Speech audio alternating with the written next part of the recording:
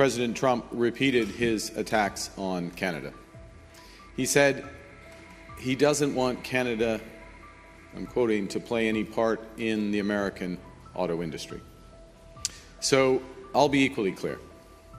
This is Canada. We decide what happens here.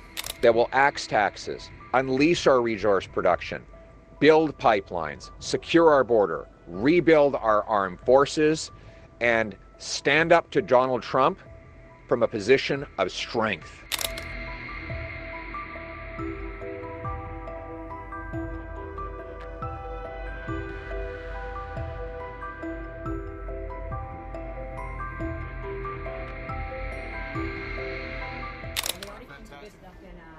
On the Hill, Parliament Hill, and had a tour. You did? Yeah. Fantastic. We want everyone possible to support us, regardless of which party they supported in the past.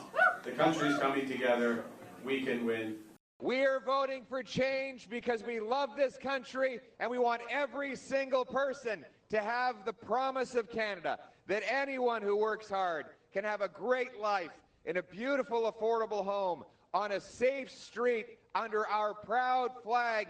That's the change we need. That's the hope we offer. Now let's vote to bring it home.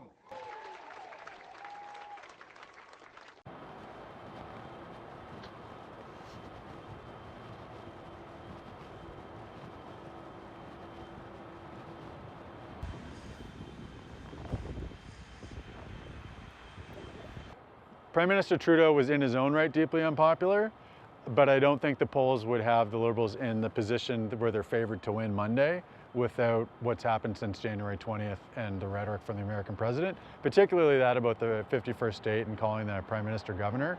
I think on a whole, Canadians have a lot of admiration and fondness for the United States, but we want to be our own country and we take that pretty personally. One thing we're going to be demanding is we're going to be demanding respect from other nations. Canada, we have a tremendous deficit with Canada. We're not going to have that anymore. We can't do it. I don't know if it's good for them. As you probably know, I say you can always become a state. And if you're a state, we won't have a deficit. We won't have to tariff you, et cetera, et cetera. President Trump tends to suck up almost all the oxygen here, and I think, unfortunately, the wider set of very broad and extensive and previously very productive, very collegial relationships with the United States and Americans more broadly are getting looked at through the prism of the relationship between Canadian politicians and the American president and his administration narrowly.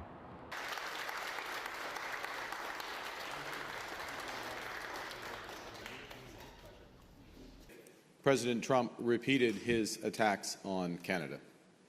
He said he doesn't want Canada, I'm quoting, to play any part in the American auto industry. So I'll be equally clear.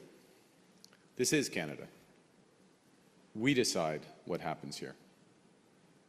We need to put Canada first for a change, with a new Conservative government that will axe taxes, unleash our resource production, build pipelines, secure our border, rebuild our armed forces, and stand up to Donald Trump from a position of strength. I think about half the electorate, based on the public polling, is looking to elect a prime minister that would be able to take on and be forceful with President Trump and to chart a new relationship with the United States.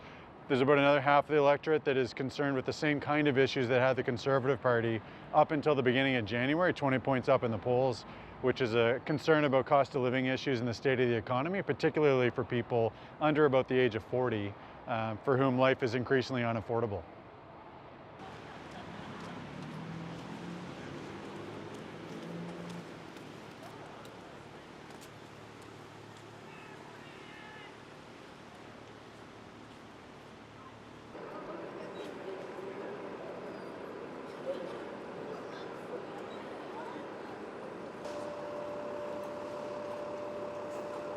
So there's definitely been an interest in strengthening ties with Europe.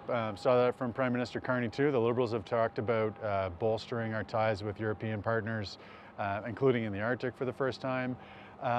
That all has basically nowhere else to go but up from this point because we don't have nearly as extensive ties as we probably should. Canada has had an extremely intertwined, interrelated set of relationships with the United States for basically the whole breadth and depth of our national security and defense relationships, operationally and an intelligence sharing point of view, and that ties into our procurement choices and our supply chains. The way that the American president's been talking since the 20th of January has really caused a lot of concern about whether or not we can rely on the United States to be the same kind of dependable, reliable defense and security ally that they have been for 80 years, basically. That's put a lot of that into question.